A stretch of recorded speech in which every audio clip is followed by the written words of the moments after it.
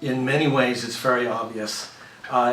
Lifting the burden from your family, getting decisions on paper, discussing them with your family, all things you can do while your mind is clear and you're enjoying life, or that type of idea. Just getting your thoughts together about how your life will play out.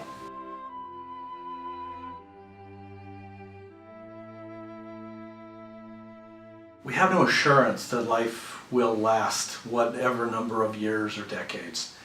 So I always tell friends and clients that you need to have the thought that this could be your day. This could be your last day.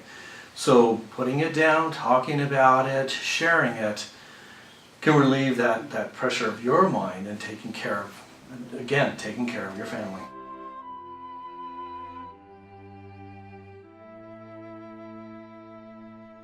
Many people will rely on their attorney or their, let's say, in many cases it's a well-respected professional friend of some type, and many times it's attorneys, which if they're doing the full job, they're walking through and talking about each element, each part of life, and this should be one of them. Have you thought about the plans to lift that burden financially and emotionally from your family?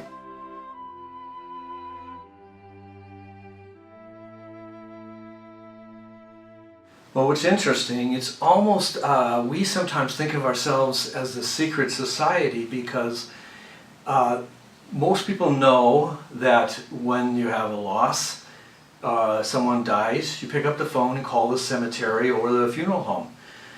That I call, or we call in our business, primary, because that's where the cemetery property is. That's where the professionals are to help you plan an interment or a funeral service or something related to that.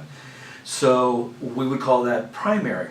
Where it's different with what I do and with cemetery property resales, the secondary market is the private sellers who bought many years ago, and now they need to know how to sell their plot. So it's really a matter of exposure. Who do you show? Like with a house, you would get a realtor. With cemetery property, being personal property as opposed to real estate, you need the exposure. Many times in this day and age, people are searching on the internet and doing searches, and they get to where they'll find out, hey, there's actually brokers, and we are the largest in the Bay Area.